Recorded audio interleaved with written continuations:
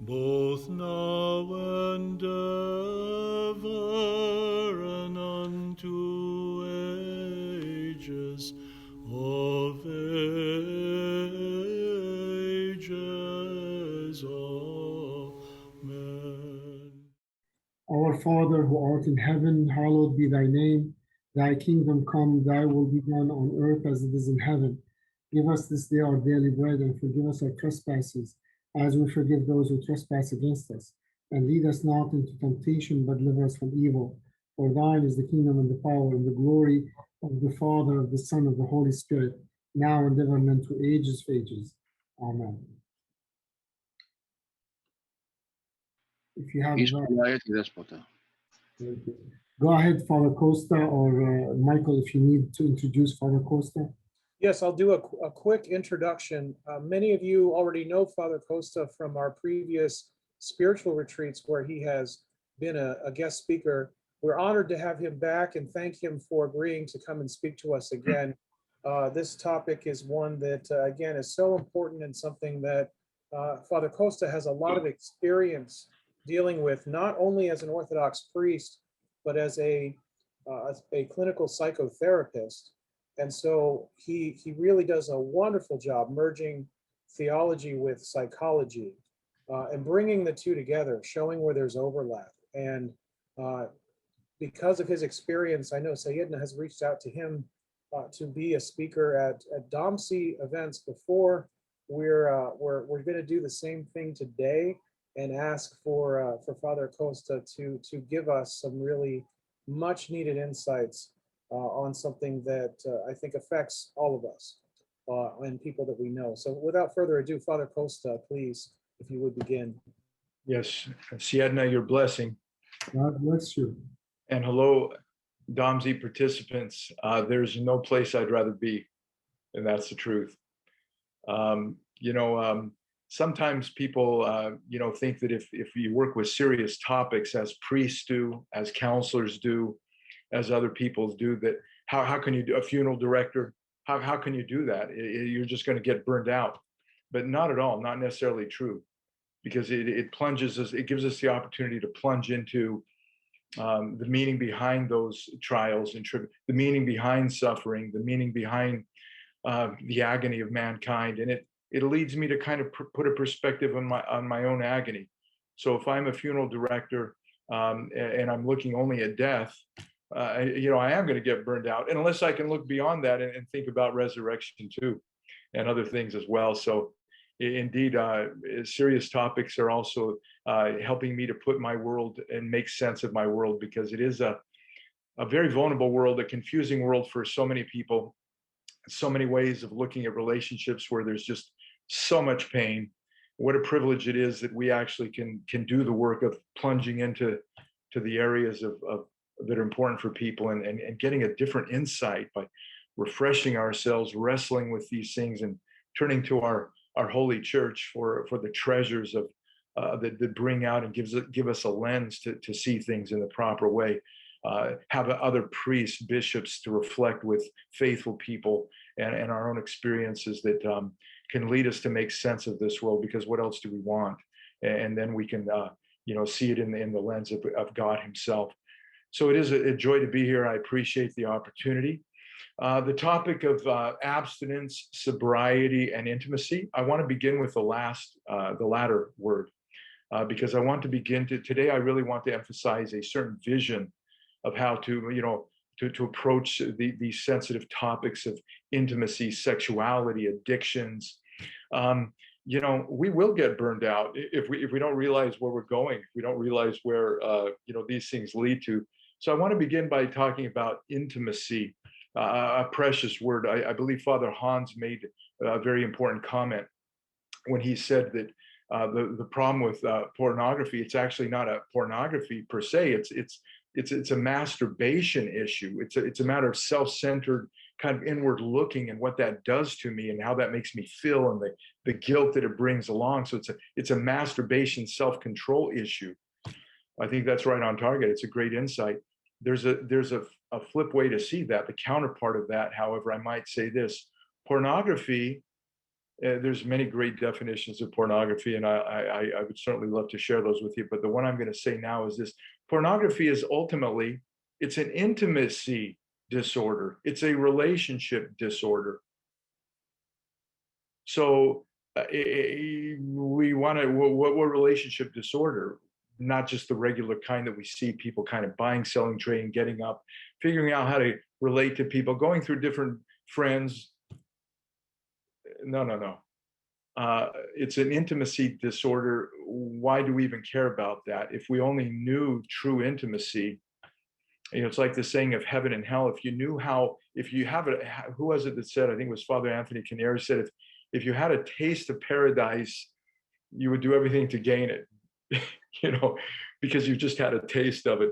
In fact, St. John Climacus, the Ladder of Divine Ascent, which I'm going to refer to at the end, somewhere in here, I don't know where it's at offhand, but he mentions something about how God kind of hooks us into his love. He uses that expression. He hooks us, and it's kind of a dreadful saying. Why is he first wins us over by his bliss, his joy, his love, his honey, and then we learn the cross.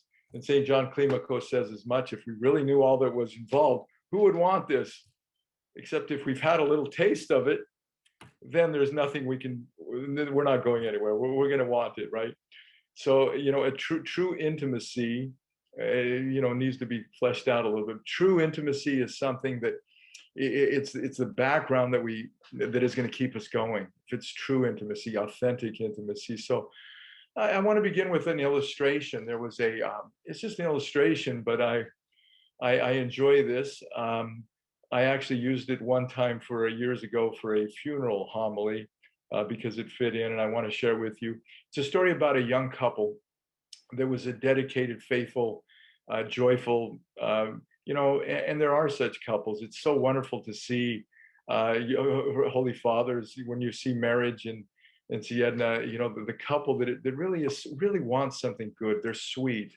Of course, they're young and they're robust and they're looking forward to marriage, and they have their youthfulness behind them physically and emotionally, but they're genuinely sweet. They want to love each other and hold each other and before the Lord. It's so sweet to see that. I have, and I am currently working with such couples.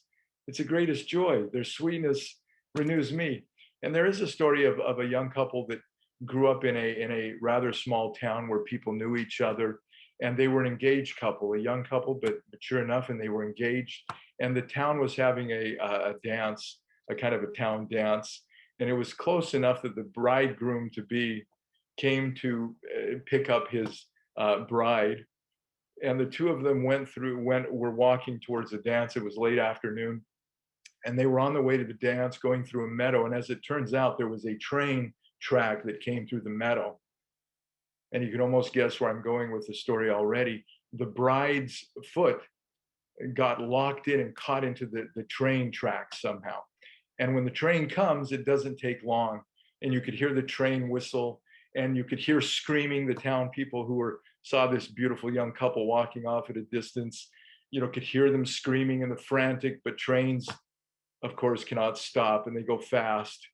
And as the train was getting closer, the bride realized what was happening. She couldn't get her foot out. He couldn't get her foot out. And when the train came close, or sounded closer, the bride was pushing her bridegroom away, trying to save him, and frantically pushing and pushing against him.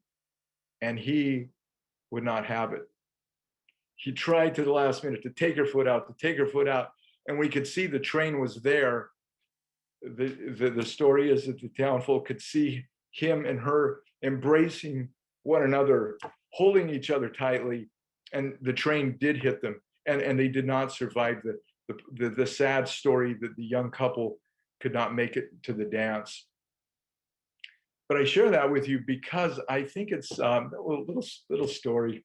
Call it what you want. I heard this story years and years ago somewhere, but I love this story because even though it's a sad story, there's something sweet, there's something intimate, there's something innocent in the story.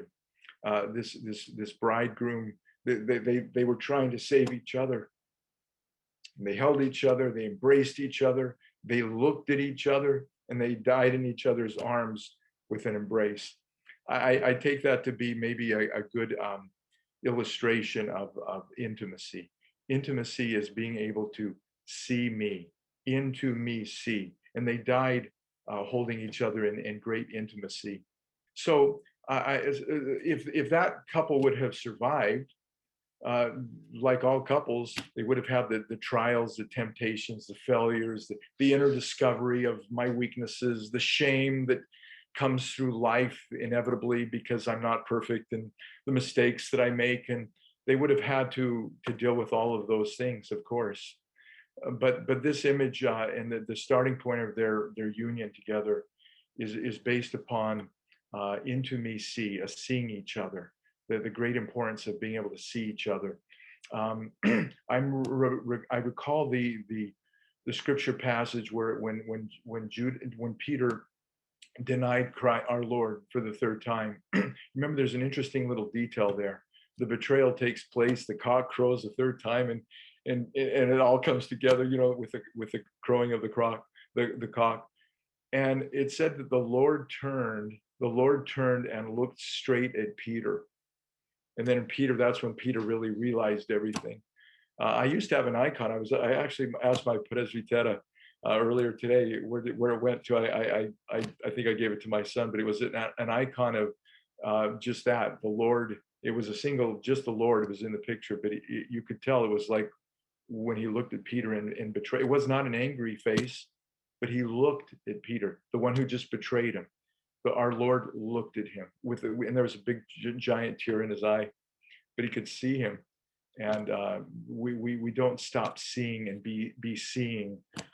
So in those trials and tribulations and shame, what happens to us is we stop seeing each other. I can't take it. I know the betrayal, and you're gonna get angry at me, and I turn from that storm. I turn away from into me see, because I can't be seen because of different reasons and because of my shame. So Adam and Eve turned from being seen in their shame, in their disobedience. We know the story of Adam and Eve, but when they went against the obedience of God to not eat from the tree of good and evil, it says that before then they were naked and specifically not ashamed, not ashamed. So there is a nakedness that is not ashamed. I take that to mean physically and spiritually. And that's our true destination, our true, right? But when they sinned, it says that they were ashamed and they hid themselves. So when the Lord calls them and he says, "Where are you?" The Lord knew where they were, but he's calling them back to, "Let me see you. Come out of there. Let me see you. You're hiding from me." And they remained, blaming each other. And so it was an ultimate lack of intimacy there. It contrasts that to where I know an expression in my own marriage, but in other couples, where imagine a partner or a spouse turning to their partner, looking them in the eyes intimately, and simply saying, "I want to know you fully. I want to know you completely. I want to know everything about you. I want to see you fully." Ooh, that's intimacy, I think. Does that mean you want to know my past? Does that mean couples should have a sense of revealing their full past to each other? Well, I think that should be done there's a right way and a wrong way of doing that, because a wrong way of doing that is, could really be very harmful, just like the wrong way of sharing things in other settings is very wrong. What is the point? We have to question our motives, details that sometimes are very not helpful. But on the other hand, yeah, it's a beautiful thing to know fully my partner, fully, completely. There's such a reward in that. Think of the joy, the power, the energy that we lose when we hide things. Obviously, deception or betrayal or infidelity. How about when I hide that I ate the whole pint of Ben and Jerry's ice cream? it's confess my ignorance, but to let my own kind of vulnerability come through so that I can enjoy fully this talk. I was actually telling as I was preparing my reflection, I was sharing with my wife the other day, I've done that. I think 2 or 3 times. I told her, I said, I've done, and I ate and worse, I tried to go get another one before you noticed it was gone. And it happened a long time ago. I'm weak. My wife laughed. She said, "You did that?" I said, "Yes." But it was so freeing. It's so freeing to be not hiding, to be into me, really see me. Interesting, light, right? The Greek word for person, the biblical word for person, the traditional word is prosopon. And prosopon, the interesting thing about that word is that it's the same word for face. Person and face are the exact same word. So a true person is the one who can face you and see you and face others and allow myself to be faced also. We see things on, so in this sense of intimacy, in this sense of approaching relationships, then there's obviously something here that's much more full and much more rich than aligning ourselves up in circumstances and doing the right things and abstaining from the wrong things and do's and don'ts and rules.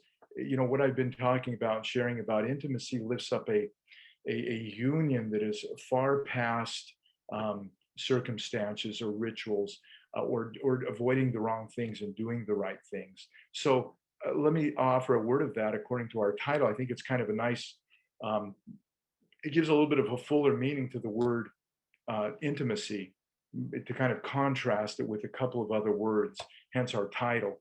When I think of abstinence, when I think of sobriety, if I may say a little bit further word on those, abstinence is doing without something, and it's necessary. I must do away with those things that harm me physically, mentally, spiritually. I'm going to do away with the relationships that harm me or infidelity. I have to stop that, or drinking or I have to stop the behavior. It's a good thing to stop the behavior, but it's not a fullness of being a human and alive. So I want to underscore that. Abstinence is a beautiful word. In one scripture passage on this, St. Paul uses this terms where he says in 1 Thessalonians chapter 4, for this is the will of God, your sanctification, that you abstain from fornication, that you abstain. And the word there is apesheste, abstain. So you have to abstain from things that are going to harm you. But abstention in itself, if we leave it at that, it could be a big problem. There's canon laws that say, ancient church law, canon law, that says if you join a monastery to become a monk, it's a good thing, is it not? Become a monk. You dedicate yourself to prayer and helping the world out through prayer. But if you do that because of the reason that you abstain, you despise marriage, or let's put it more in the vernacular, you despise sex, you somehow despise sexuality, and you become a monk.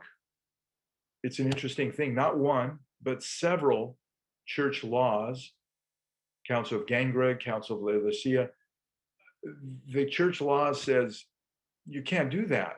In fact, if you do that, you are, believe it or not, does anybody know? You are to be excommunicated. Excommunicated. So, how this is applied in history, I can't say, but, we know canon laws are a guide. They give us a message. There's a canon law that says if a person masturbates, I believe it's 50 metanias, 50 repentance, 50 genuflections. Well, I don't know if the priest or the spiritual father is going to necessarily, make that, but it has a point. It has a message, because we're somehow going off the mark. We're somehow missing something in our peace. Father Hans brought that out beautifully when he talked about you lose your strength, you feel something afterwards. There's a point there. So the church says, no, don't do that. Not because sex is bad, but because of the way you're going about things is harming you. It's not. So if we join the monastery because we despise sex, that's a problem for the church. It should be a problem for us, right? So here's another thing. Have you heard the word dry drunk? Dry drunk. I actually don't like that term, because I would rather say a person who is having the symptoms of drunkenness. We use a prisoner. I used to have a friend that worked in the prisons, and he said it's a better word to, the person's in prison. It's just a thought.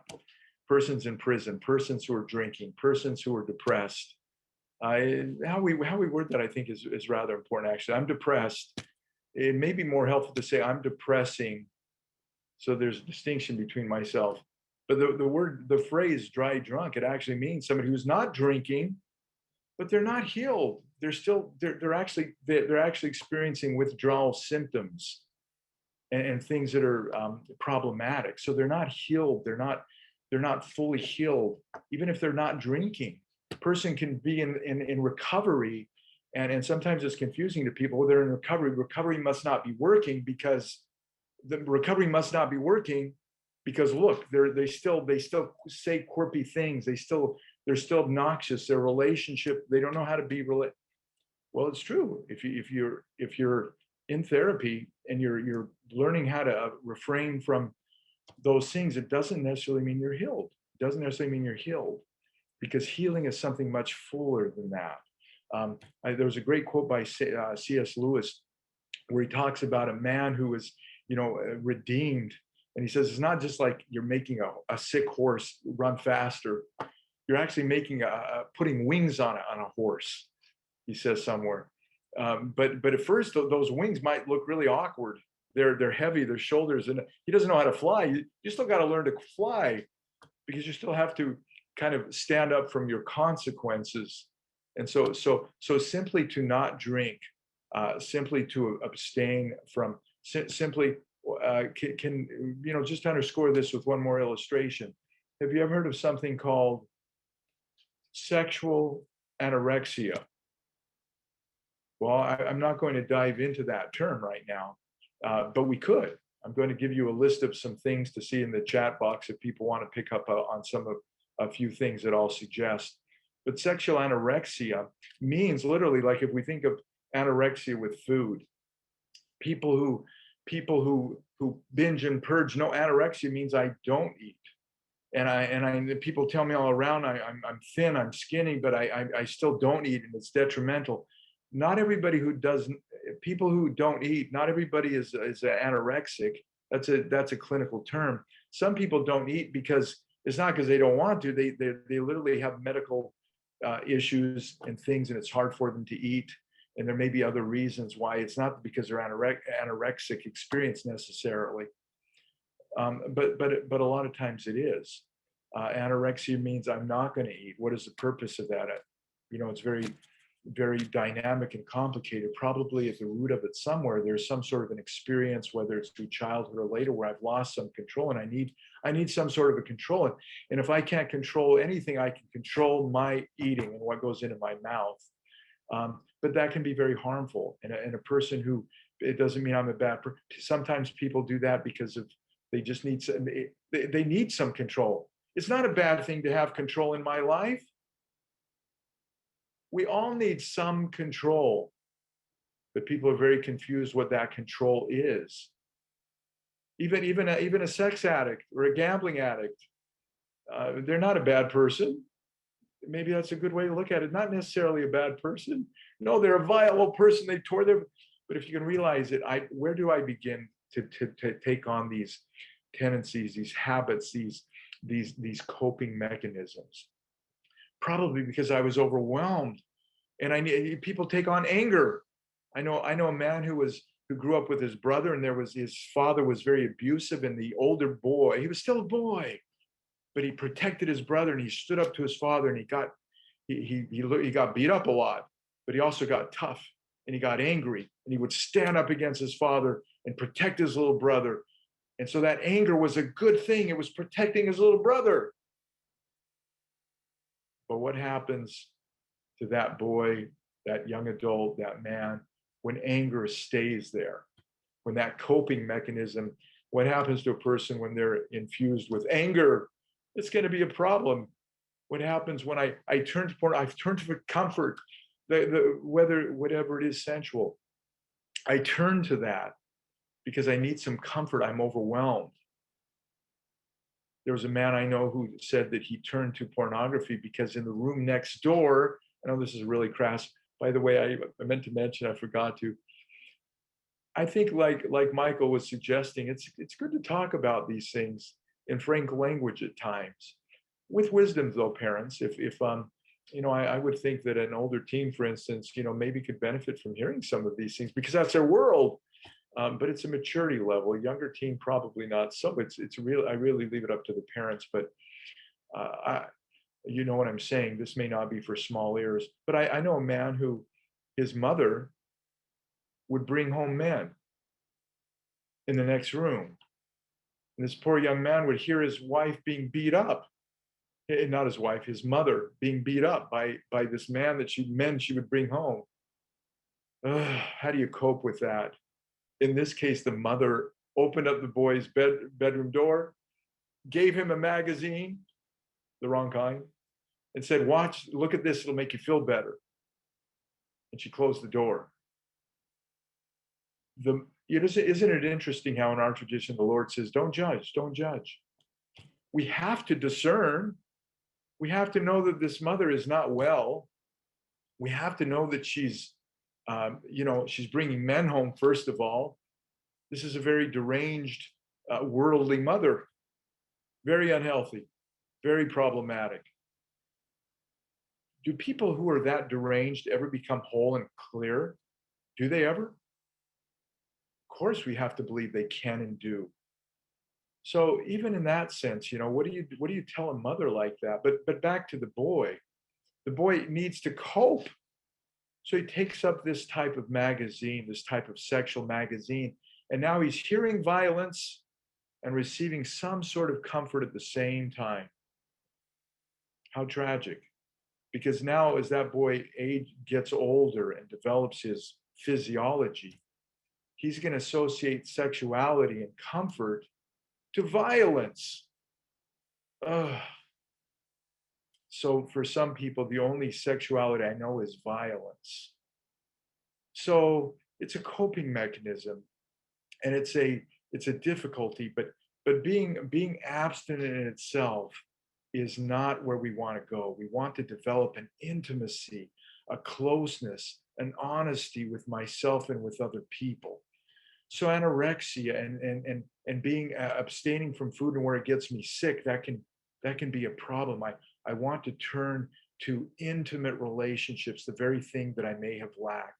So the Apostle Paul uses another word for becoming whole, becoming clear. It's not just abstain, apechesthea. It's another word called, it may be translated oftentimes as chastity or sobriety, our title.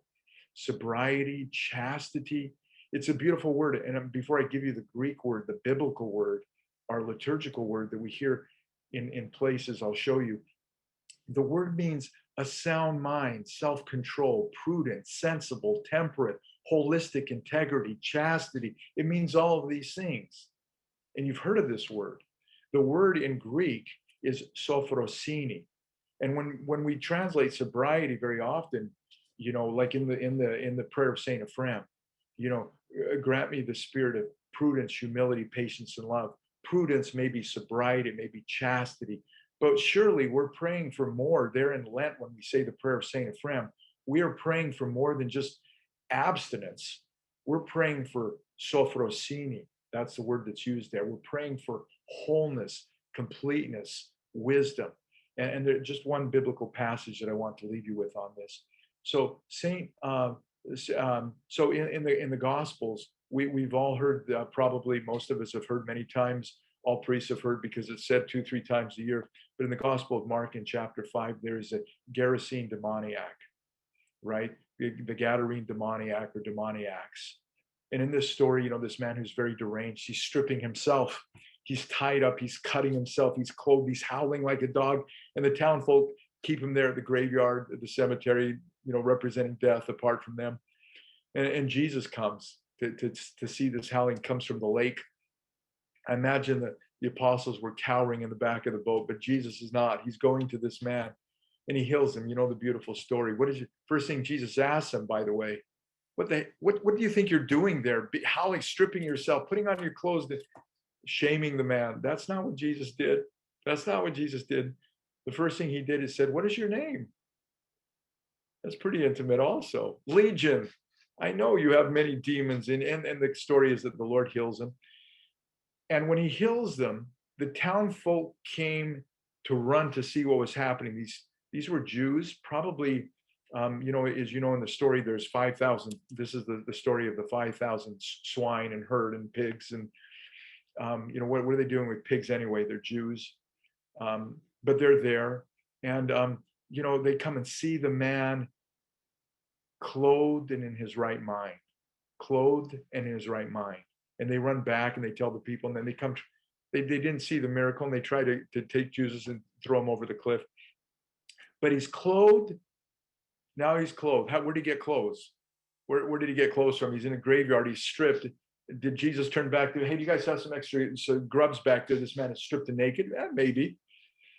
But he's now clothed, no longer naked and ashamed, and in his right mind. And if we look at that phrase, in his right mind, in the Greek language, it's the word sophrosini. He's now clothed, not ashamed, and in his right chastity, wholeness, fullness, integrity. So that's that lends to that is the healing, and that lends to intimacy. Okay, it's the same word. Just one more passage because I think it's beautiful. Priest know, you know, Romans chapter 12. Who doesn't love this passage, the great passage of St. Paul in renewal? And he says in there, be renewed with be transformed with the renewal of your mind. This is the mandate of the apostle. Be transformed with the renewal of your mind. But the word mind there is not brain. It's not myalo. It's that word again, ephrosini. Be transformed in your wholeness, in your completeness, in your fullness. So I wanted to offer that framework, that abstinence of in itself, going to therapy of and in itself, going to 12 steps in which these are fantastic things. We have to do them. But going to these things of and in themselves is a continuum. It's a process. And what we want to aim for is, in terms of being healed, is not merely abstinence. It's not merely no longer hitting people, it's being really, really, really good at relationships. It's being really, really good at into me see and allow myself to be seen. So I wanted to propose that to you, just as a starting point before we plunge further. So where do we learn to be relational? If I ask a large group of people, as my mentor, Dr. Kevin Skinner, who I'll mention later, he goes around the whole world doing this. He asked people, where the primary relationships that you grew up with, on a scale of 1 to 0 to 10, how healthy were they? I'm not asking you how much you loved your parents. The question is, how was the fullness of their relationship? Where did you see a beautiful relationship, a beautiful way of relating to each other, that you would say, that's how I want to be? On a scale, 0 is no, 10 is a high. Dr. Kevin Skinner says that it's seldom as 5 or more. It's always below. We may say 2 or 3 or 4. So where do we learn to be relational? We're not necessarily growing up in an environment where we see beautiful relationships. Fortunate are we that if we do, and there are people that have that. Of course, they grow up in saintly families. Of course, we should thank God for that. But many of us don't. We see other kinds of behaviors and activities and behaviors. So we have to learn these things.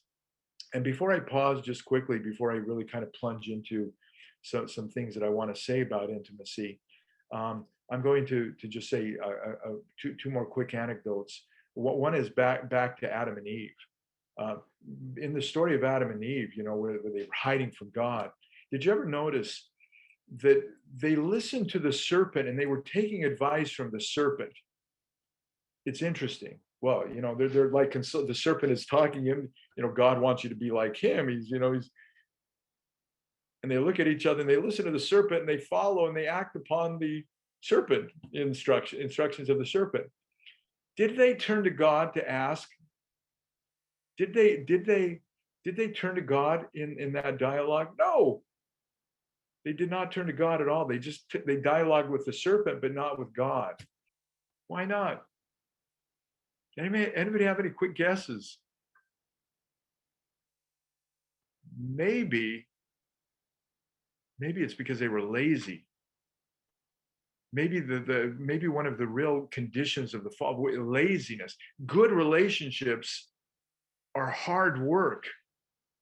To turn to God and say, hey, what happened here, God? That's work. I just say it like it is. I'm old enough. Does not make for good relationships. Hard work, staying and learning, working and figuring out what does a good relationship mean. Hey, Michael, are there some answers from the on that in the chat room I see popping up? Go ahead and fill them for me real quick. Yeah, I'll go ahead and read the chat. There was a comment here regarding sexual anorexia, which seems to be a fear or dread of sexual intimacy. Does that also mean that someone in that state has a general fear of intimacy itself, and also affects day-to-day relationships with other people in their life, and also possibly affect our spiritual life? Well, that's kind of thank you for the question, because that's the real thing, right? It's not a joke. We don't make fun or tease these things. These are very real conditions that people have, and that's only one example. There's other examples too. What happens when a person likes only the other gender? In other words, I know men who can relate to women, but they cannot relate to men. They have no friendships, male, only female. I know females who can only relate to men. I don't really like women. I don't get along. I get along well with women. That's an intimacy concern, and there's reasons for that. Yeah, Father, I just wanted to add something really quickly. Bert was commenting on just the novelty of a talking serpent, I think more in jest. But an interesting comment on Jim, if you wanted to speak to this as you're talking. I would think that Eve was arrogant, thinking she didn't need to turn to God, but could make her own decisions. Yeah, so into myself see versus, even I don't need the Lord in that case. I'm talking to myself. Yeah, and I like the comment on the talking serpent. I don't know what the dialogue is, but somehow in the description that we have from Genesis, right, we see that there is this, there's somehow an encounter, if you will, and a dialogue. And the point is that Adam and Eve do not turn back to God; they turn to the serpent to get their advice. And what happens to their relationship? Now their relationship is fragmented, and our relationships are fragmented, and it happens even from the womb. So this business, by the way, of I'll just say a bit about it right now because I wanted to kind of save that at the end. But the gender issue, maybe it's because one man I was speaking with recently, he grew up. Father was a scary figure. He grew up with mother and sister, and there were a lot of females in his life, but there were really no positive male figures in his life. But he grew up, he was a normal person. But when he grew up, he had this tendency. He knew the facial expressions and the dialogue. He knew how to relate to women because he grew up with women. Now, when he's older, one example is that when he goes to the gym and he is doing one of these power team kind of things, mixed male and female, and at the end of his workout, he'll turn to one of the women. He says, "Wow, those pull-ups are really hard, aren't they?" Well, that's an example. He's exclusive, and he's a married man, and he's trying to be faithful to his family, but he turns to a woman to say, "Wow, those pull-ups are really," that's a little thing, isn't it? No big deal, right? But what if that's exclusively what I'm doing? I can relate to women, but I have no male friends. How is that a problem? Well, I think it is, because the male gives me something that the female cannot give, and the female North need, I think it was Father Oliver. He said, I like this years ago. If you're listening, Father, I like this quote that you said, North needs South and South needs North, right? So I would want to talk to that man about, the attachment of his father is what I would want to do. But in the case of sexual anorexia, it can be a lot of different things. If a person has an affair, that happens once in a while. If a person has an affair, they can actually get attached to that affair. Not only can they get attached to that affair, but it's possible that that affair becomes the primary attachment. And so if I go back to my spouse, we'll say in this case, my wife, if I go back to my wife, I feel like I'm being unfaithful to my affair partner. That is the craziness of our human frailty, isn't it? I'm actually feeling like I'm cheating on my affair partner.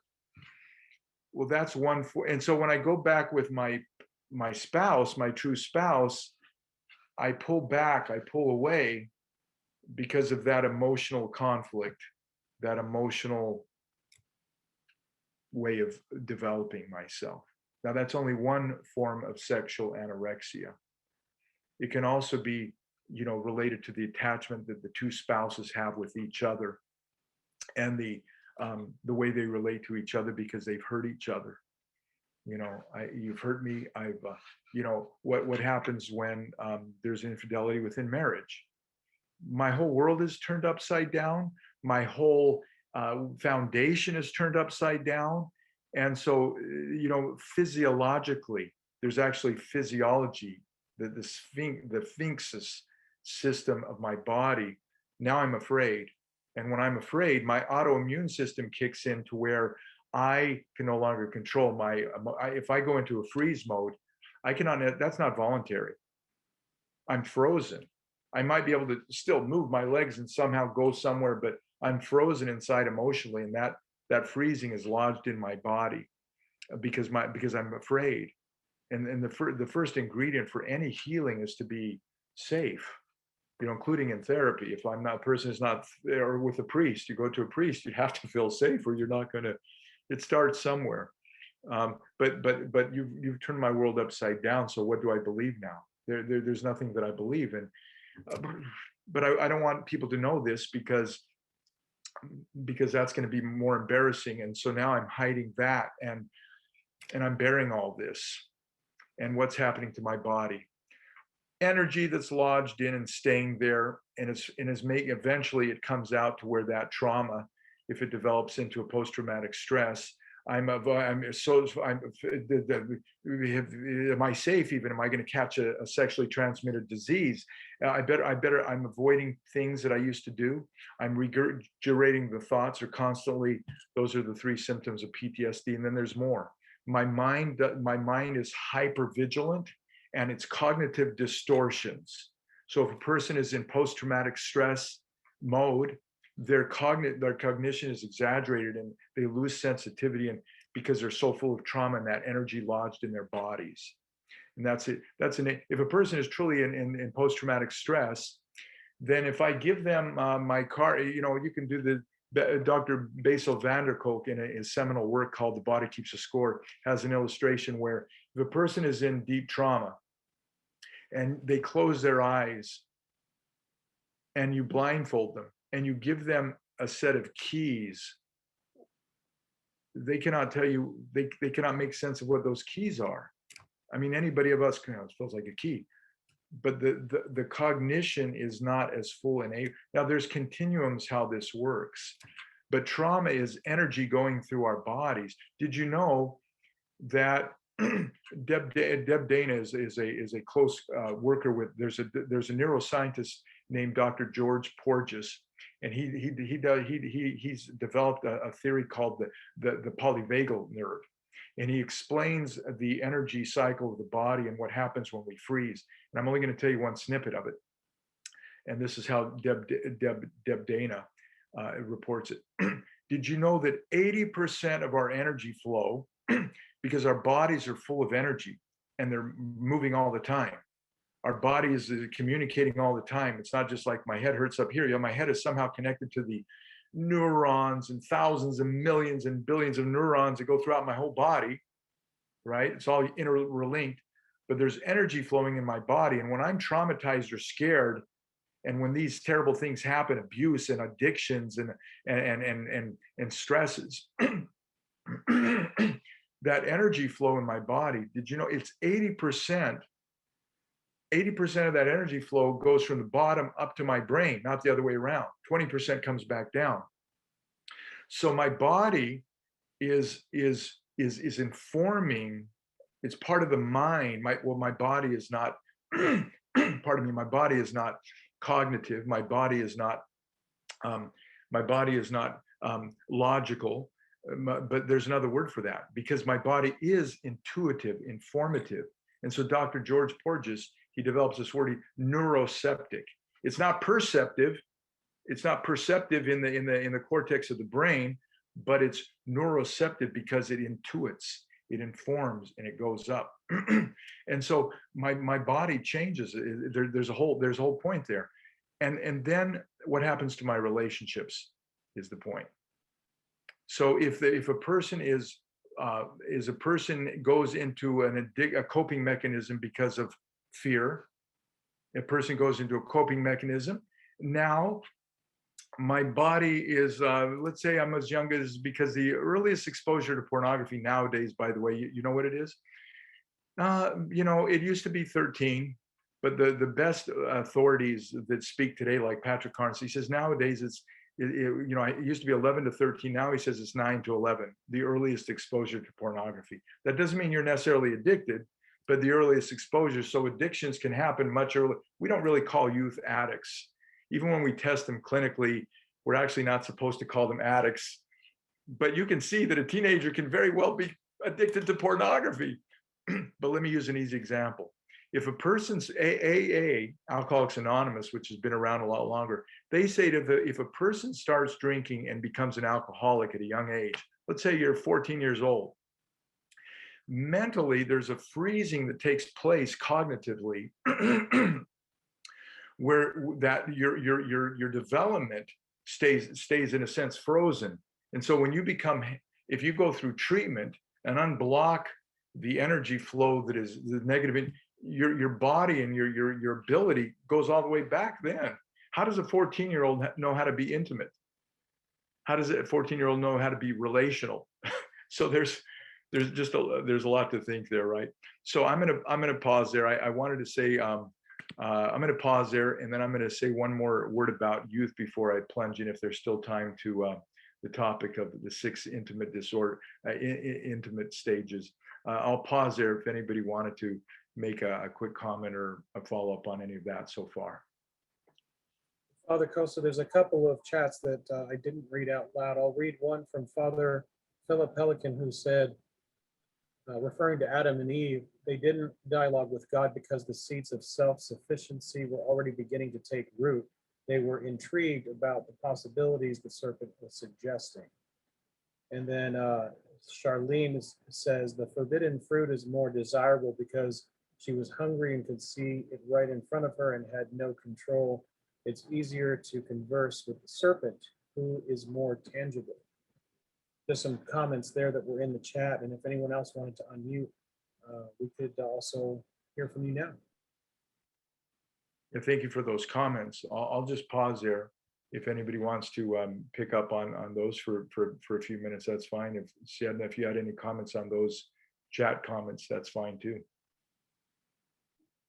It's definitely part of the ego, partly their ego, which in some cases lead to laziness. In Arabic, there is a proverb that says, the lazy becomes wise by rationalizing things and of course, the word wise meaning, it's a rationalized wisdom. It's not true wisdom. So laziness led to expressions of wisdom that might not be true inside, but they seem to be true on the surface. So the ego, and as projected by laziness, plays into this. So they decided to eat from the fruit. I am sure this was not the first encounter between between Satan and Adam and Eve. So the ground became fertile at that point. But there was other encounters before that the devil planted seeds and started watering them, so that the ego started to grow and laziness started to grow. Yeah, Sayed, and that reminds me, and if I could interject and say, it seems like with any deception, it's always something that seeds are laid ahead of time in order to trap you into that deception. Mm-hmm. And the importance of vigilance, for example, in the Antiochian men, it just comes to mind how important it is for us all to always be vigilant, because the evil one and those who follow that lead are always looking to plant those seeds to entrap us. It's such a good comment. And Father Costa, don't worry about the time. There's no session after this one. It's been extremely edifying thus far, and please take your time to conclude. Take as much time as you need, of course, with Sayed and his blessing. Okay. Thank you for those comments. Excellent comments. So I kind of introduced this in part as where do we learn good relationships, so that we have a vision of intimacy. Otherwise, we may not even have a vision of intimacy, right? So to anybody who, if there are any young people kind of listening to this, which there may be, I just want to say kind of an applause, because young people are not married necessarily yet, right? May not be in the depth of a deep relationship. But I think that's part of our problem, is that we don't think in terms of long-term relationships and marriage enough anymore. Ask the average teenager boy if he thinks much about marriage nowadays. I have to admit, I think when I was a teenager, I didn't think much about marriage either. But I think it would have been good if I did. Because when do you think about marriage? When do you think about the priesthood? You know, when the bishop is going to lay his hand on me and ordain me, or am I going to start feeling and thinking like a priest in my preparation of the seminary, right? So there is a quick anecdote that I liked. It was by a Harvard teacher named Arthur Brooks. He talked about when he was young, he used to fish a lot, and he lived off of Oregon. But he went to fish at the ocean at the Oregon coast. And when he was fishing there, he said fishing on the ocean is like nothing else, because you have to read the tide, because the tide goes out. It's called falling tide, and the water is rushing out. And he and his friend were fishing one day, and they were catching nothing. And here comes the tide again. You take the fishing pole out, and they were catching nothing. And he tells a story about how this old timer, a local kind of fisherman, kind of a wisdom old mariner of sorts, comes up and he says, "Hey boys, catch any fish today?" They say no. He says, "Because you're not doing it right." They say, "What do you mean?" And he says, no. He says, when the fallen tide and that water's rushing out, and you think all the fish are going away, he says the plankton and the bait fish are all stirred up. And so the game fish go crazy. So he says the only mistake you can make during the fallen tide is to not have your fishing pole in the water. And they did that for about 45 minutes. And he tells a story that they were catching one fish after another. So what is the point of that story? I think when we young people need to be inspired somehow to make use of this time, expecting that we're in a COVID pandemic, where this is a time of COVID, hopefully, God willing, it's moving along now, but we're shut down. No, this is a time for preparation. This is a time for learning skills that we couldn't do otherwise. Somehow, it's miserable, of course, but this is a time for the falling tide, to think of it that way. So if I don't have a relationship that's intimate and deep, this is a time to prepare for it.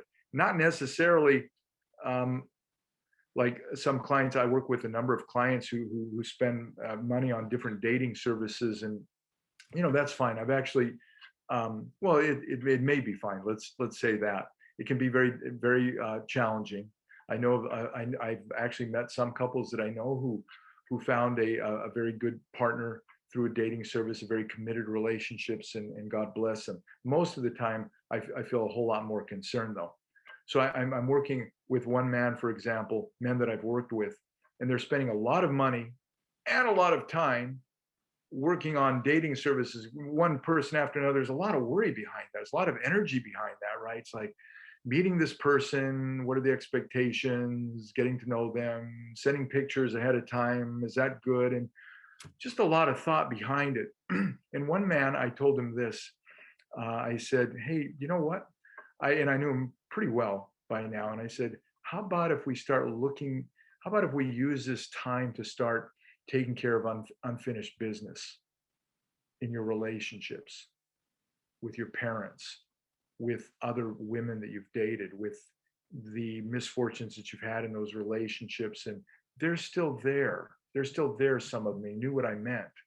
Some of them were very painful medical things and things that I won't mention, very personal. That how about if we take care of unfinished business right now? How about if when you're at work right now, he actually has a good job, a high paying job, but he's not getting the date he wants. So what's going on at work?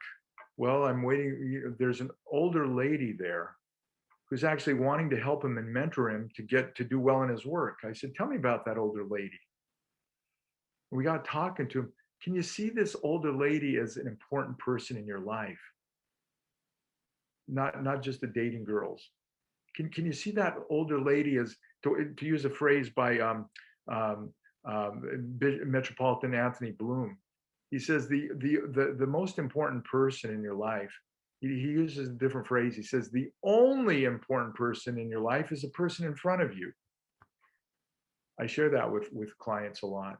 He says, how about if that old lady at your office is the most important person you're going to see? Get to know her, relate to her, because that's going to help you when you finally do meet somebody right, that it's going to kick in. And so this is a time of thinking out intimacy and preparing for intimacy by making my bed in the morning, as one of the fathers said recently, by taking care of life in front of me, and making every relationship important.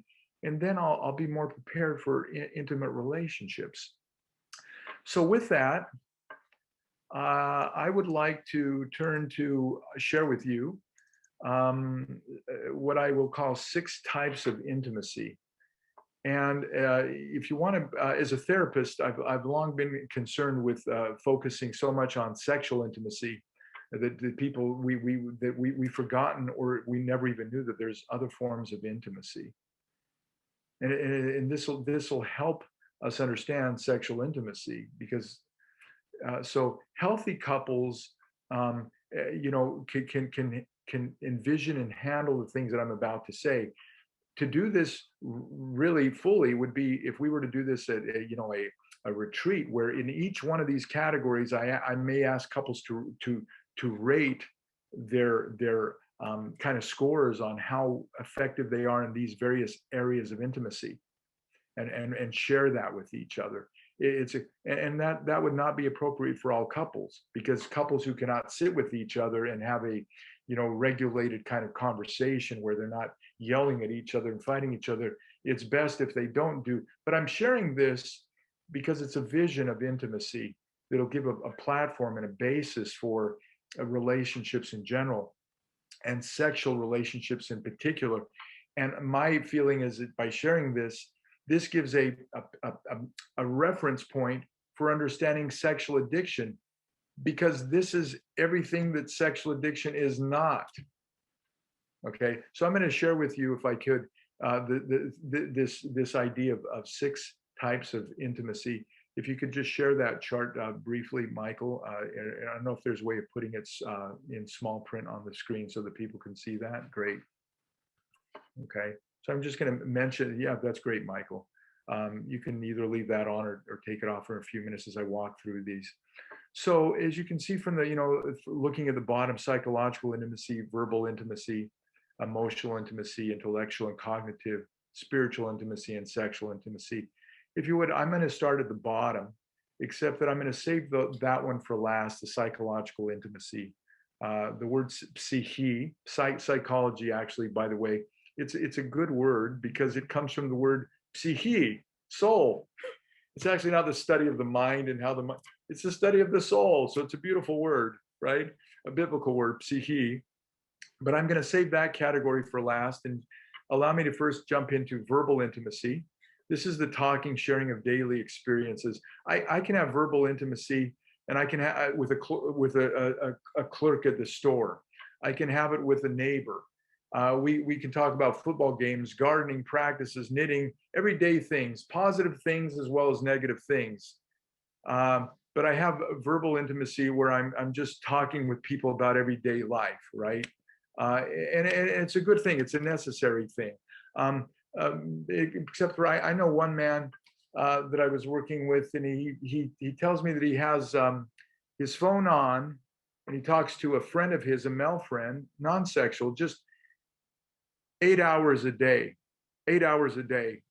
Now, this is a man who's struggling greatly in his marriage, but he's talking to a friend for 8 hours. He just has the phone on. If they understand each other, they're the closest friends.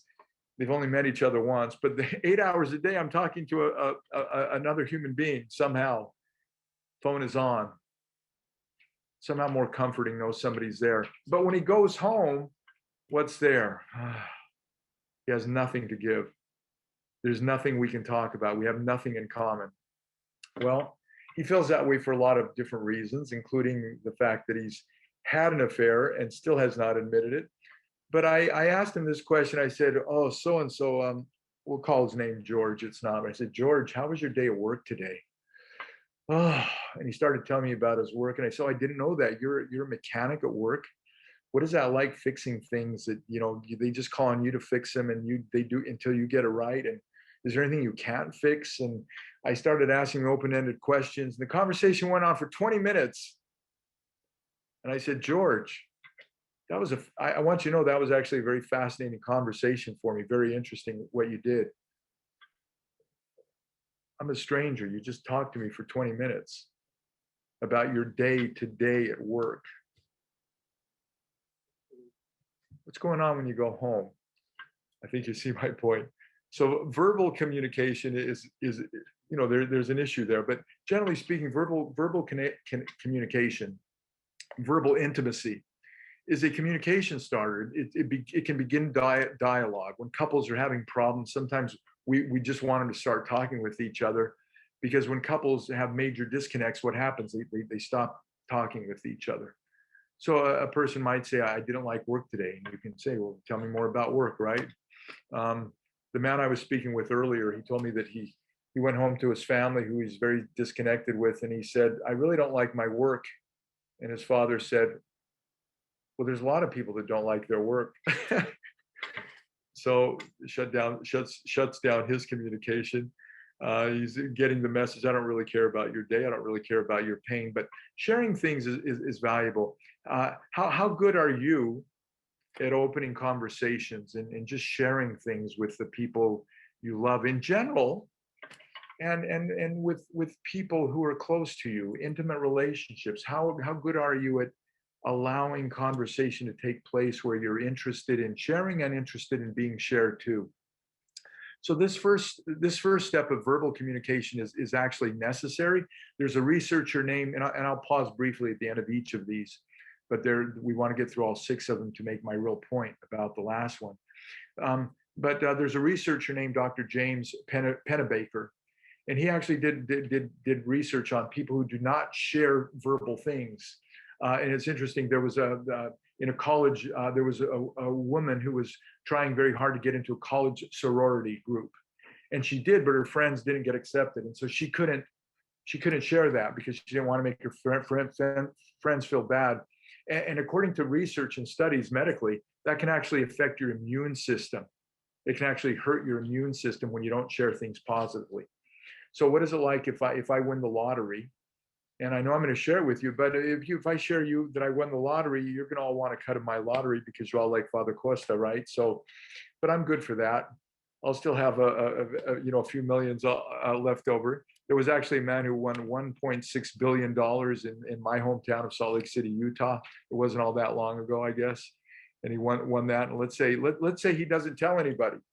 I won $1.6 billion, but I don't tell anybody.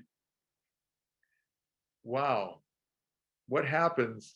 Agony, no, physical, mental. It actually hurts my. I was sharing this somewhere sometime back, and there was a businessman who said, yes, when I make cells and I can't tell anybody, it just makes me feel sick inside. It's where I get triggered that I made these cells, but I can't share it with anybody. So think about the person who has had serious things happen, and they can't, like we were saying before, in their lives, we experience deficits or positive things, but also negative things, and yet we can't share them. That makes my mind more stressful because I can't share things. Well, I don't want to share things, but that's another problem because I'm not building the basis of intimacy. Is again, my man who goes home, he can share, but he just doesn't know how to do it with his own wife. So this is verbal intimacy. Any quick comments about that one? It's an everyday sharing of information experience. This is not the same as emotional intimacy. What is the difference between emotional intimacy? Involves more and I'll pause after this when I see a couple of comments may have come in. Emotional intimacy involves being more vulnerable, sharing of myself, my private thoughts. Simply said, it's a sharing of emotions. I'm happy, I'm sad, I'm scared, I'm afraid, I'm worried, I'm bored, I'm lonely. Now, in good measurement, of course, in good measurement. But remember that man who could only relate to women and he cannot relate to men. If I was working with that man, I would want to know. Tell me something. You said father was scary. What was it like being that little boy growing up with scary dad? What was that like? It sounds like that was a lot to even kind of think about. And I want to kind of draw the best thing I can do is in a safe way, because again, I don't draw out people's feelings and deep emotions if it's not safe for them. So when I work with deep trauma and get, I want to assure people that I'll never take you to an area of deep trauma unless you know the way back. So we'll do certain exercises such as breathing and calming down to kind of feel like we're in reality. And the reality is not that I'm 5 years old. The reality is that I'm here present. I know my surroundings. I know my environment. And then I have a way to kind of come back, because the idea of trauma therapy is not just getting things off my chest. It's going back so that I can understand things and dislodge those emotions and get those emotions and then recreate the story and make it so that the story is not the last word. History does not interpret me, I interpret history. But it really begins not with me saying, hey, listen, what if your father didn't do that? What if your father came to you and he put his arm around you and said, hey, son, you know what? Let's stick together. You're special. I'll always be here with you. I don't begin with that. I begin by wanting to know, because that person has emotions and feelings that are probably, they haven't shared them. So how do I begin to grow in emotional intimacy? It actually begins to identify my feelings, my emotions, and give a word to them. So I don't have it in front of me right now, but in my office, I have a list of words where when I'm doing certain things, I ask people, do one of these words sound familiar? kind of a list of emotional words. It can be extremely helpful. I've had people sometimes, yeah, yeah, yeah. They go through the whole 20 list, of emotions. It's a very healthy thing. I felt angry. I felt really mad. It really made me feel overwhelmed. That's this is our nature to have to do this. Probably most of us know without making but Psalm 22 is what our Lord is quoting on the cross when he says, my God, why have you forsaken me? Lama lama sabachthani, you've forsaken me. Well, we read that psalm, and it's actually a very long, beautiful psalm. But it's not just Christ saying he's abandoned, he feels abandoned. It's actually a psalm of victory, a psalm of confidence. It continues. So Christ was a good Jewish boy who learned the Psalms, and he learned how to express his emotions. He learned how to acknowledge his emotions and know what anger is, know what feelings are, know what all kinds of emotions are. So we want to be able to, so when couples get into unhealthy patterns, the emotions that they're sharing are always only negative. Their anger, their frustration, their hurt, and they stop feeling excitement, hope, and joy, and love that comes through deeper connections. So the difference that couples who are beginning to make progress or to grow, let's say, I don't know where that progress, but they're growing together in intimacy, they begin to share positive things also. So we want to explore all ranges of emotions. So when these things are there, notice just a quick preview, if you will. The number 6 on the list is sexual intimacy. That's placed at the top, at the pinnacle on for a reason. So we're going to get there. But the premise here is verbal communication, emotional communication. I'll get back to number 1.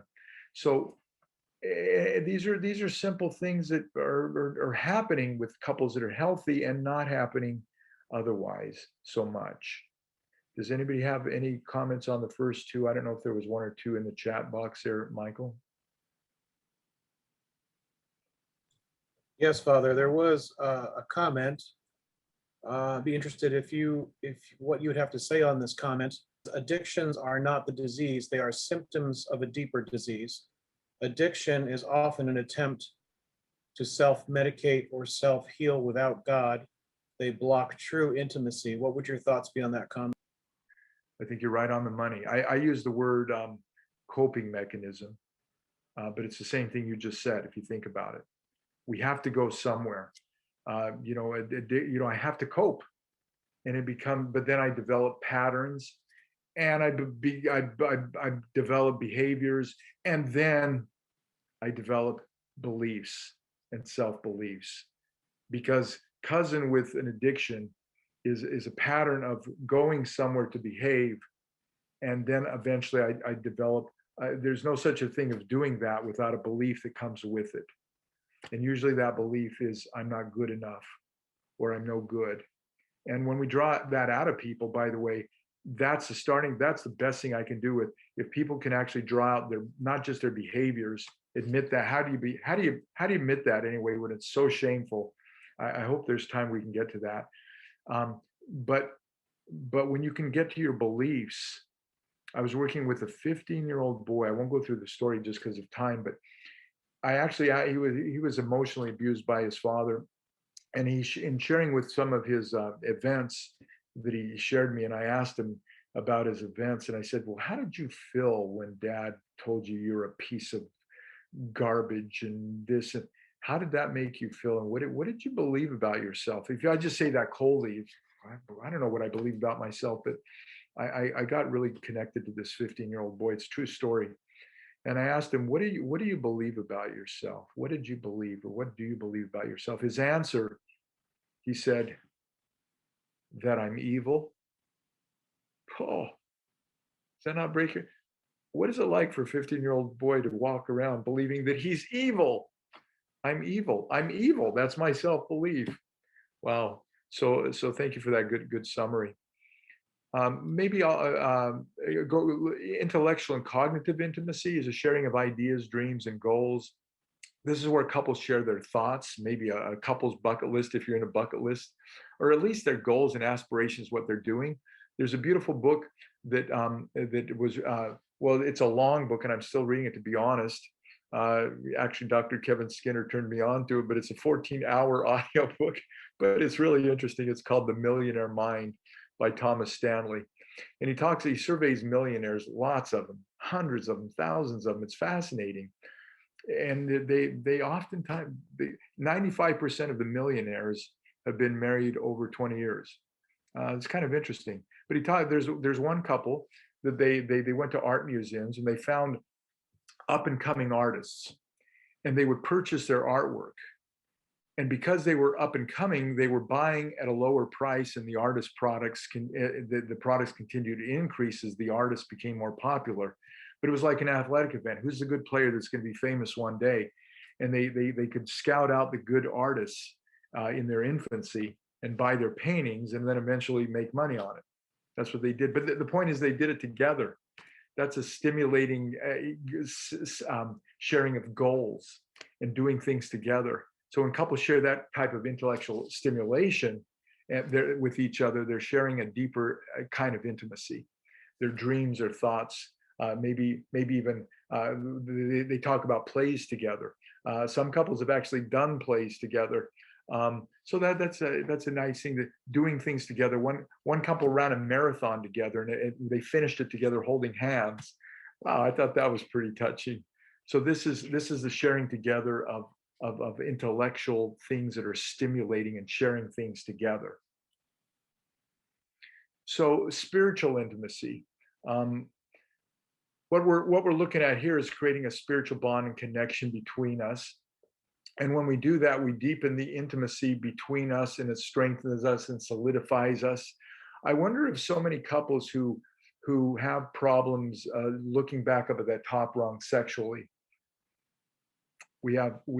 sexuality is actually frustrating, and it's actually something that is, maybe even something that is tearing us apart. Sexuality is supposed to unite. It can also divide, right? I've seen that as very, very, very painful. It's not a joke. But was there a spiritual connection in that? Are couples who are deeply connected to each other spiritually going to respond differently sexually? I think so. We all know, Saint Macarius, said there's no such thing as an atheist. In essence, it's just who is your God. But when I work with people who aren't necessarily faith-based, I can still note that there's a spiritual side to all of us. If nothing else, because some couples are very, anti-religion. They've had their experiences, bad experiences, but we want to develop some sort of spiritual intimacy. One thing I do with couples, recently I was working with one middle-aged couple that it was pretty apparent there was no sense of spiritual, religious kind of sense of spirituality in their lives. And they were very frustrated about a lot of things. But one thing I asked them to do, this is a variation. So some of you, the brothers, remember when I explained an activity where you take a mirror and you look at the mirror for 30 seconds. It's something I assign to people a lot. And then at the end of the 30 seconds, you say, I accept you for who you're becoming. So that's a short version of that activity. This with the couples, I can actually have a variation of that activity. I asked this couple to actually spend 30 minutes, because they talk and they fight, they talk and they fight. I said, spend 30 seconds to 2 minutes if you can, I said, but spend 30 seconds not talking, just looking at each other, and let that be your spiritual. If I say it like that, no, don't say spiritual. No, they accept that. So I say, let that be your spiritual, time together. And at the end of that 30 seconds, I might even ask them to say, could you look and say, I accept us as we're becoming. That's very different than I accept us as we are. But anyway, praying together, holding hands, developing the sense. A lot of couples are very uncomfortable holding hands and praying together. And if they are, there's no shame in that. It's just that if we can encourage them to somehow develop that, if they want to, we can never force anybody to do that. Any more than we can force somebody to apologize. I don't know, brothers, but to force people to apologize. I used to tell I might have told my son, you owe your brother an apology. That's a good thing to say. You have to go apologize. I don't know about that one. It's kind of like a bishop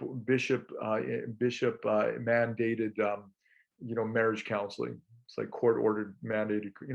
There's a difference. It's just thinking together. Into spiritual intimacy is cultivated. For me, Holy Communion. Somebody once said, Holy Communion is the marriage saver. Holy Communion. If you receive Holy Communion regularly, then it seems strange that, wait a minute, I'm not receiving communion. My wife has to receive alone. That strikes her, makes her really tear, and it touches me. She's tear. Wait a minute, I'm receiving communion. My husband cannot be part of the body and blood of Christ. But when we receive Holy Communion, of course, before we receive Holy Communion, each and every single time before we receive Holy Communion, we say, forgive me, of course. So it's a marriage saver. What if your values are different in this spiritual intimacy? Your values are different. One couple, one partner, pornography is okay, and the other partner says, no, pornography is not okay. What do? That's a hard thing. I hope you get help. But one thing we can do is we begin with a sense of, see if we have some, I would want to get some help first of all, but I would want to begin on the values and things that we can share together on a basic level, because that's a starting point. For example, can we agree together on how we're raising the kids? So I may not believe in God, but kids can be the saving factor if we can agree on the children, or if we can agree on, civil service or something like that. So that's spiritual intimacy. I know this is, I'm feeling Michael and Sienna. So there's one last one, sexual intimacy, but I'm going to pause there because I know I'm over, and so I'll just pause there. I don't know if we want to talk about the last one or not, or where we want to go from here. Yeah, definitely. I think it would be worth it, and I think especially understanding why it's at the top of the pyramid. If you wouldn't mind continuing, Father, I know everyone's eager to hear about it. Okay. If that's okay with you, Sienna, forgive me for being over. Please go ahead. Okay. Well, what is sexual intimacy here? Again, to say just a few things about it. I really do wish that we could kind of participate in the chat here. I've laid out the idea. I put this on the top of the pinnacle because sexual intimacy is touch in many different ways. It's not just sexual intercourse or sexual activities. It's holding hands, it's hugs, it's body massage, it's massaging your feet. It's literally, touching your body, your thighs, your arms, your feet, it's all.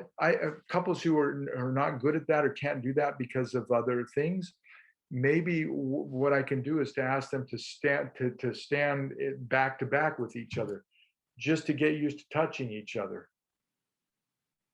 So when I think of sexual touch, I want to think of it broadly and not just limited to the sexual intercourse. What if that top one, the pinnacle, the sexual intimacy, was put at the bottom as the foundation to these things? I'll take just 1 minute to talk about psychological at the very end. But the psychological is the foundation of these things. What if sexuality was put at the very bottom as the foundation of my marriage, of my partnership? Well, I guess some people would say, yes, bring it on. That's good. But, sexuality comes, it goes, it flees, it comes, it goes. I'm looking for a reference. If any of the brothers know this reference, I've got to find it because I know it's there and I love this. Saint Maximus the Confessor said something like the following. When he's talking about the nature of sexuality, he calls it's fleeting. It's fleeting. It comes, it goes. It comes, it goes. And in a healthy relationship, we know that it's not a perpetual, eternal orgasm. You could maybe compare that to the kingdom of heaven that is perpetual bliss with God, if you will. But no, in sexuality, in human sexuality, the sexual ecstasy is fleeting. It comes and goes. Why? It does that no matter how many gallons of Viagra you put in your body. It still is fleeting, and we still age. So maybe a way to think of sexuality is to think in terms of the purpose of that fleeting. The purpose of that orgasm is precisely to remind us of the perpetual love of God. So it's a taste, a hint of the kingdom of heaven, if you will, a bliss. It's a taste of something ecstatic. And yes, it leaves. But when there's union in the context of a committed marriage, which is number one, which I didn't talk about, the context of that is that it can actually help my it can help my unceasing prayer. It reminds me of the kingdom of heaven. It comes and goes, and in between, my body is now changed. It's reminding me of the strong union that I have, and it reminds me of the strong union that I'm going to have with my spouse and with God, who is perpetual. If it was continual bliss, I couldn't even think, right? But it gives me a chance to, I used to have a friend of mine who was a theologian, and I used to joke, and he'd say, yeah, so you're going to pray unceasingly during sex, right? Like that's, and he used to kind of joke about it. And I turned to him one day, after I thought about it for many years, I knew this man, I turned to him and I says, well, why not?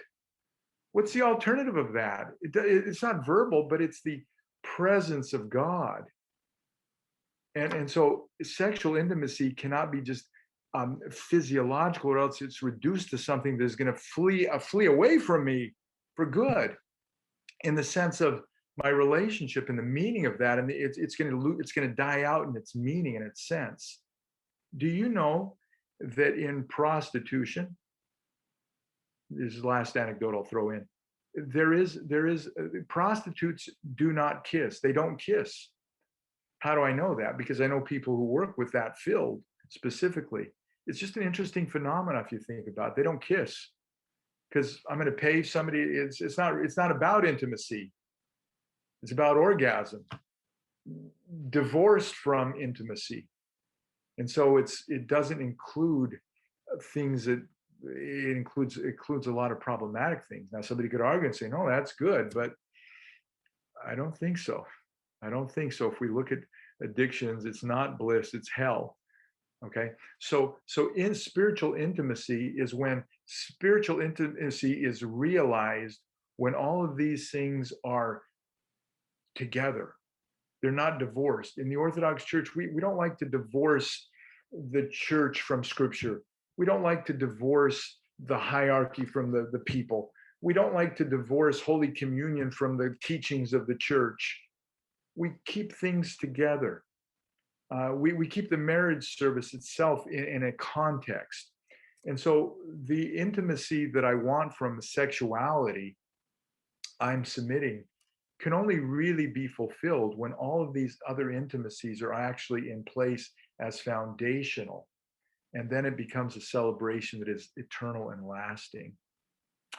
So I'm going to say this last part in less than a minute, to just mention psychological intimacy is a term that comes from my mentor, Dr. Kevin Skinner, because these other kind of models, they're out there somehow. I think this is helpful to kind of think of intimacy in these stages, though, as supportive of one to another.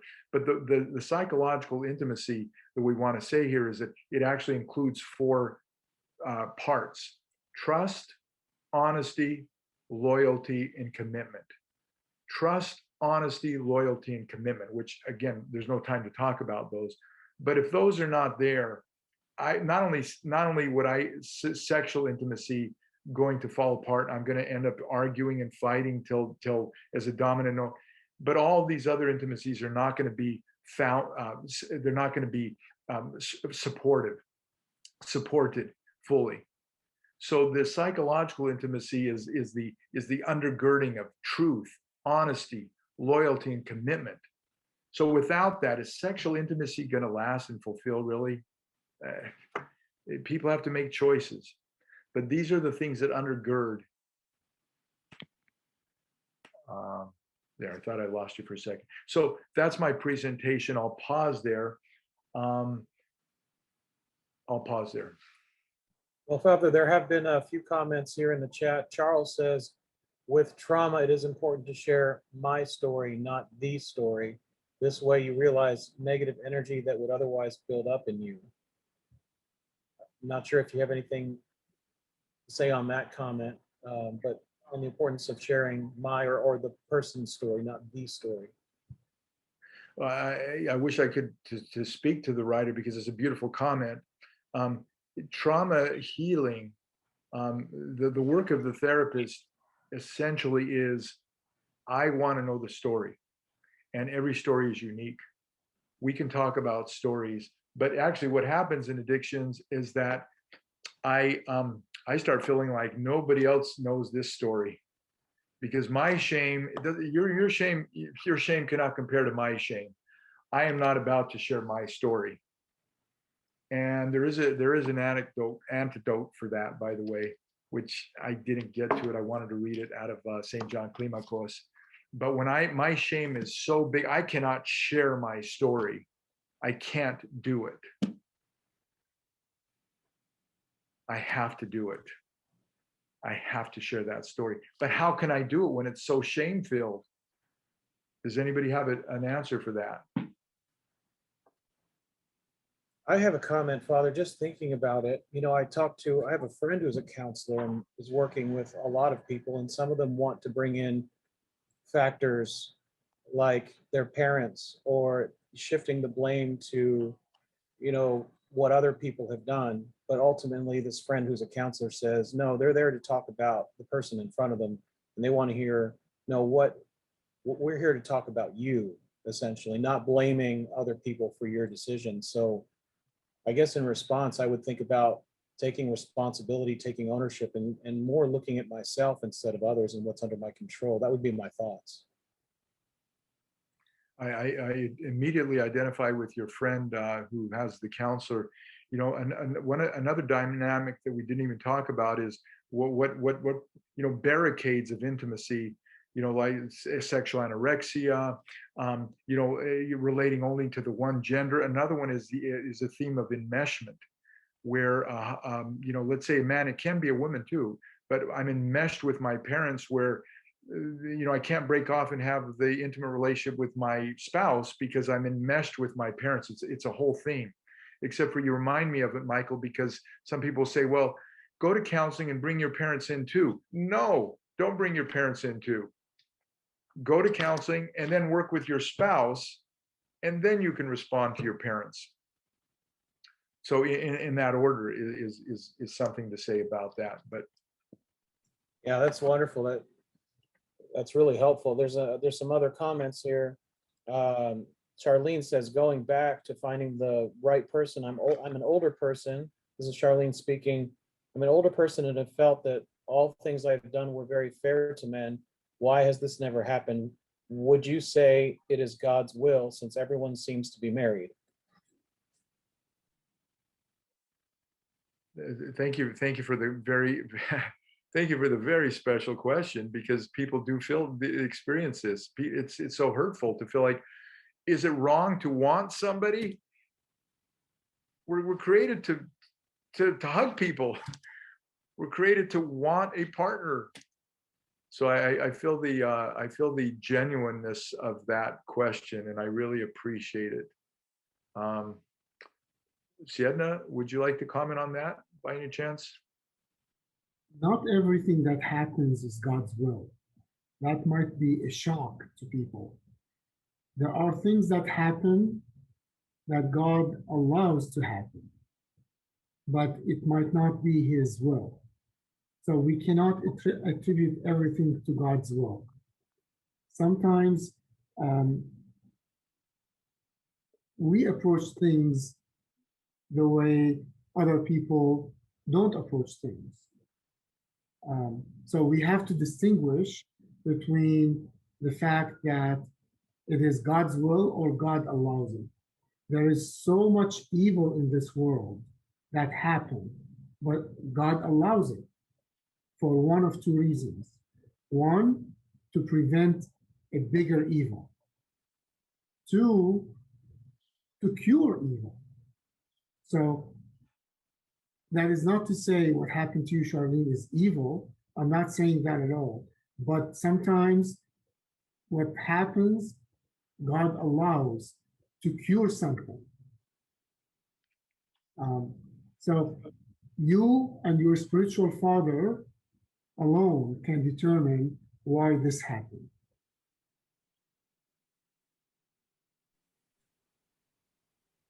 Thank you, Sayed. There's another couple of comments, or the comment and a question. Father Philip Pelican is chiming in and saying this is something that Augustine didn't understand about sex, that the orgasmic experience in married sexual love is a foretaste of the union with God. And like you said, now it's only extremely temporary, but then it will be perpetual.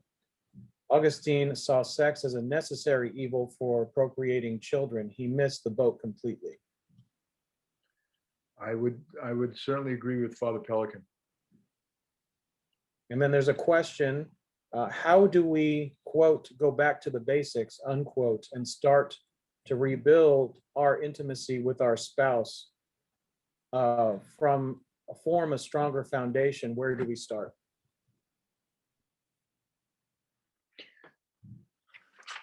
If I may end with this, two things. One is, this chart that was posted.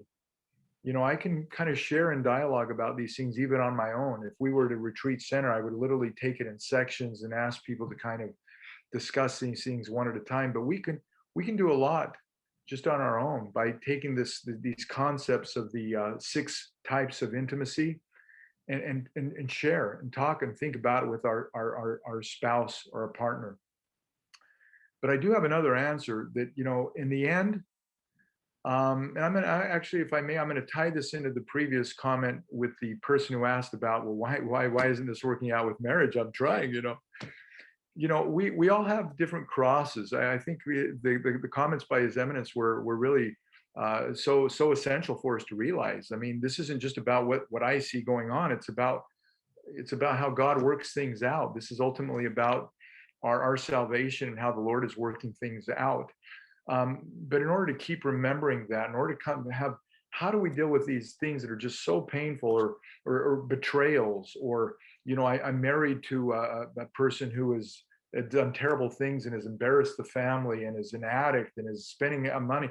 A colleague of mine actually was working with a man who he literally found out that the man spent $1 million on sexual escapades. $1 million. That's about as, I'm sure there's some there. That's pretty high. It's so. What is that wife? What is going to go on in the? How do you deal with that? How can you possibly deal with that shame, that immense, these feelings of heartbreak and anger? And I have these things, and I grew up with a family that's full of addictions, and this is just what we did as a family, and anger, and it went into me, it went into my soul from the time came out of the womb. My father was a gambler. By the way, if you know any people who have had bouts with gambling addiction, it's quite interesting. Ask them where they got that from. Sometimes they did, but a lot of times their parents had that addiction too. Kind of interesting. Just like with other addictions, it comes from somewhere. And I'm so angry. I don't want to be addicted. I keep failing. I can't do this. And there's no way I can reveal this. There's no way, because it will kill people's hearts. It will, and yet I can't find healing unless I share these things and cry out loud and weep, not for the purpose of complaining by itself.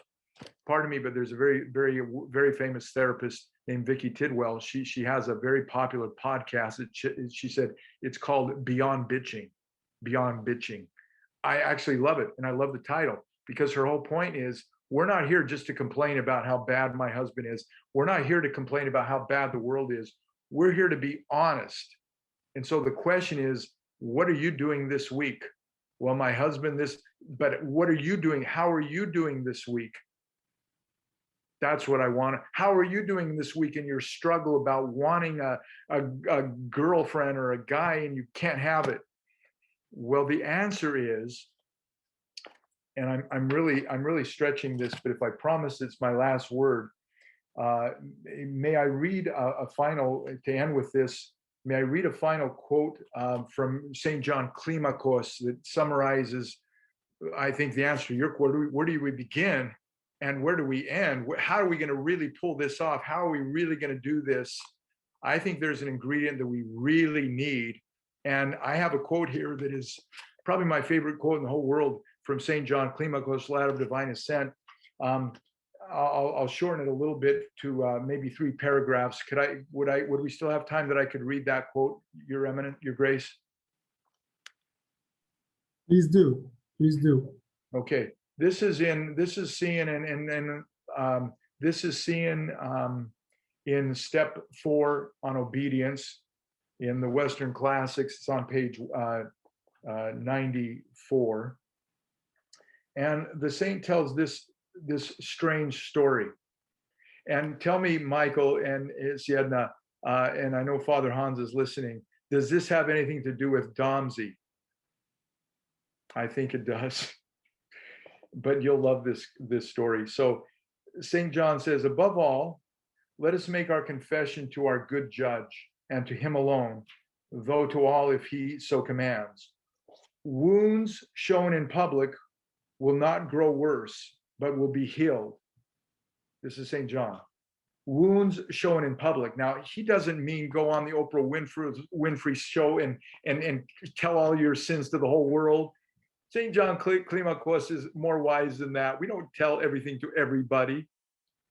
When he says public, he means to people who are spiritually mature, who can handle it.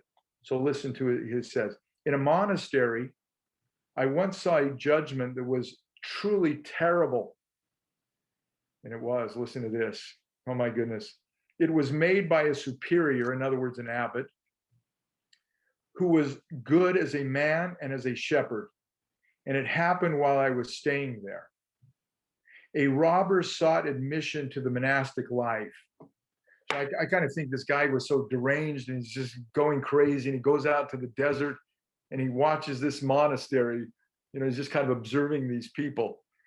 And it made the superior was, and it happened while he was staying there, as a robber sought admission to the monastic life. And that excellent superior, the abbot, that man, and that excellent superior, that man of healing, ordered him to take 7 days of complete rest so that he might get to know the kind of life in the place. So he sees this criminal, this deranged man, take some rest. After a week, the superior, now remember, this man looked at the monastery, he had you got something I don't got, I want in. Because he says a robber sought admission, right?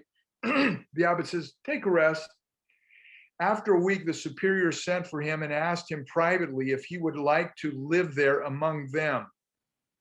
When the other man showed genuine enthusiasm for this, he asked him what wrong he had done in the world.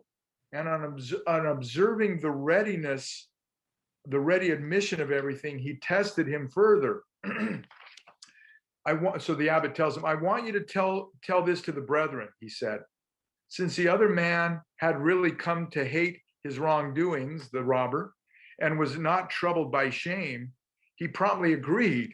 Now listen to this. So this robber, so the abbot is saying, look, you say this to everybody. I don't know if I'd do that. But he says, I will confess in the middle of Alexandria itself, if you wish. In other words, if that's what it takes for my salvation, I'm going to give accountability to everybody. And so the superior gathered his flock into the church. There were 230 of them, so a large monastery. And when the holy service was in progress and the gospel had been read, for it was Sunday, this irreproachable convict was led out by some of the brethren who hit him but slightly. I don't know what that means. Maybe they knew he was like, what does this guy belong here? He's smelly, he's dirty, he's a criminal. He had his hands tied behind his back. He was wearing a hair shirt and ashes had been sprinkled on his head. Everyone was amazed, and there were some shouts, for it was not clear what was happening. But when the robber appeared at the doors of the church, that very charitable superior, the abbot, said loudly to him, "Stop, you are not worthy to come in here." The robber was astonished by the voice of the superior coming from the sanctuary. He swore afterwards that he thought he heard thunder and not a human voice. At once he fell on his face, and he trembled and shook with fear.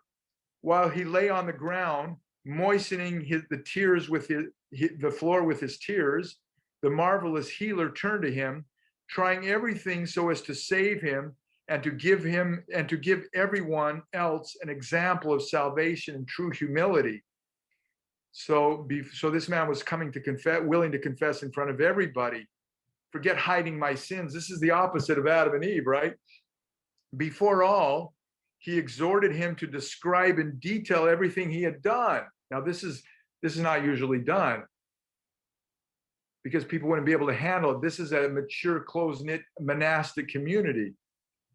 Before all, now listen to this detail in this story. Before all, he exhorted him to describe in detail everything he had done. Terrified, the robber confessed all sins of the flesh, natural and unnatural, with humans and with beasts. This is not my book. With humans and with beasts. We call that bestiality. It's not a joke. It's very real. I was in a car not so long ago, and there was a famous, I won't say his name, but I want to expose him. And there was an incident, there was something in the news about bestiality, about somebody who did something with an animal. And this commentator was making jokes out of it, milking it. Do you know somebody who has this struggle? It's a very real thing. These are people. There's reasons why that developed on a farm with beasts, and here with prostitutes, here with pornography, here with drugs, here with gambling. These are human beings. And this abbot is receiving this man knowing, remember, he told the abbot ahead of time, he says, you go tell everybody. With humans and with beasts, poisonings, murders, and many other deeds too awful to hear or to set down on paper. Everyone was horrified. But when he had finished his confession, the superior allowed him to be given the habit. Give him a habit. Make him one of us. Make him a monk at once, and to be included in the ranks of the brethren. I was amazed by says John Climacos, I was amazed at the wisdom of the holy man. And when we were alone, I asked him why he had contrived such an extraordinary spectacle. For two reasons, the true healer replied. First, so that this man, having confessed now in shame, might in the future be spared fresh remorse from these deeds. You can remember these things. You're not a slave to them anymore, in other words, right? Which is what happened. He did not rise up from the floor, Brother John, until he had been granted forgiveness of all his sins. Have no doubt about this. Indeed, one of the brethren who was present told me he saw a terrifying figure holding a book and a pen and crossing off each sin as it was confessed. Now, this is quite probable if you bear in mind the words, I shall confess my wrongdoings to the Lord, and you have taken away the wickedness of my heart. But there was a second reason. There was some among the brethren who had not confessed their sins, and I want to encourage them to make their confession, for without this, no one will be pardoned. There's a little bit more to it, but in the name of time, what a story. What happens when faithful people say, no, we're getting together and we're dealing with our souls and our hearts and our crud and our poison. We're dealing with those addictions. We're going to go. And this is not possible unless you get help do. This requires this requires people who think that way, who come to you to say, we need to share this with people who are going to understand. That's what this is all about. This is a 12-step, what would we say, 12-step on steroids? No, this is the 12-step of 12 steps. It's the monastic community that is working these things out. And some of them hadn't confessed. And what dynamics are in this? What dynamics in this? I've got to say, just a promise, just 30 more seconds. When I was a first-year priest in Denver, Colorado, by the grace of God, I had a close relationship with my spiritual father from the seminary. And there was a couple of parishioners from the nearby church who came to visit me, two men. And they asked me the question if I have a spiritual father. I guess they'd met some priests that don't. And I said, yes, I do. And they were a little bit surprised almost. And they told me that they had formulated a very special bond, a very chaste bond of unity that was they shared secrets, accountability completely, and it made them so free and strong in their marriages. And they were wondering if priests could relate to this. Now, this was a long time ago, and I remember thinking to these men, I just I didn't want them to think that I have no spirit. I mean, I have a spiritual father, so I was able to share that with them, and I did. I have the value of being able to share your deepest worry and pain, not because of magic, but just because somebody can accept you even so, right? And I remember thinking to myself, over the years, I was thinking, those two guys, they had something going for them. They were not there just for pride and judging priests, and they had a sense that we're not going to survive this world. We're not going to do it unless we've got some company to go with us, some good company. Now, people are doing that out there. They're going to get sponsors or whatever it is to say, look, I'm middle of the night, I'm in trouble, I got to call somebody. But here, this image and this voice, I just think that this idea of bringing this into the context of our, that's great to do that out there. If you need that, absolutely. We tell people to do that because we don't have that. But in some way, isn't this a little bit of what DOMSE is doing also? And the men's fellowship that's in there is that it's providing this sense that, you remember, Michael, the gentleman, I forgot his name, who shared the bout with pornography and addiction, and how the insights that he had, and for all men to hear that was with the retreat with the visiting priest. My goodness, how powerful that was for men to just hear that. And that's what happens when we get together. Thank you, Siedna, for letting me go with such overtime to just share my heart and my thoughts. And I thank you very much for the opportunity. Your blessing forever.